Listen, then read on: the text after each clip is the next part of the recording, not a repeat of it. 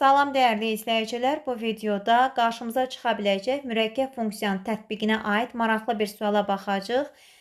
Sualı mümkün qədər sadə şəkildə sizlər üçün izah etməyə çalışacağım. İndi isə gəlin sualın şərtinə baxaq.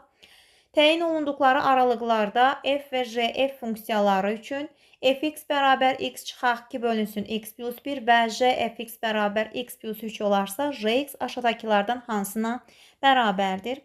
İlk olaraq baxırıq fx bərabərdir x çıxaq 2 bölünsün x plus 1 funksiyasına və bu funksiyadan deməli tənasübün xassəsindən istifadə etməklə sadələşdirib x dəyişənini fx ilə ifadə edəcəyik. Bunun üçün çarpaz vururuq. Fx vurulsun x plus 1 bərabərdir x çıxılsın 2. Vurub açsaq fx vurulsun x üstəgəl fx bərabərdir x çıxılsın 2. X dəyişəni olan ifadələri bir tərəfə, digərlərini isə digər tərəfə yığacaq. Fx vurulsun x çıxılsın x bərabərdir mənfi fx çıxılsın 2. X-i ortaq vurub çıxardıram. X vurulsun fx çıxılsın 1 bərabərdir mənfi fx çıxılsın 2. Buradan x-i tapsaq x bərabər olacaqdır mənfi fx çıxılsın 2 bölünsün fx çıxılsın 1. İndi isə kəsrin sürət və məxrəcini mənfiyə vururuq ki, biraz sadələşsin.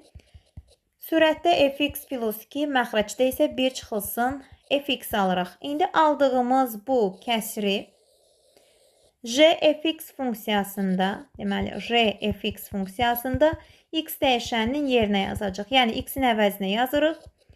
Fx plus 2 bölünsün 1 çıxılsın fx üstəgəl 3 bərabərdir. İndi ortaq məxrəcə gətirəcəyik. 1 çıxılsın fx məxrəcdə qalır. Fx üstəgəl 2 üstəgəl 3 çıxılsın 3 fx.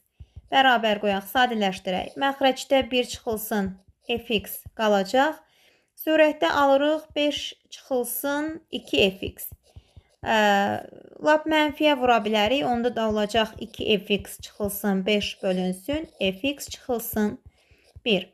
Deməli biz aldıq ki, jfx funksiyası, deməli jfx funksiyası 2 fx çıxılsın 5 bölünsün fx çıxılsın 1-ə bərabərdir. İndi fx-i bir x dəyişəni ilə ifadə etsək, onda alırıq ki, jx bərabərdir 2x çıxılsın 5 bölünsün x çıxılsın 1. Cavabımız olacaq Y variantı.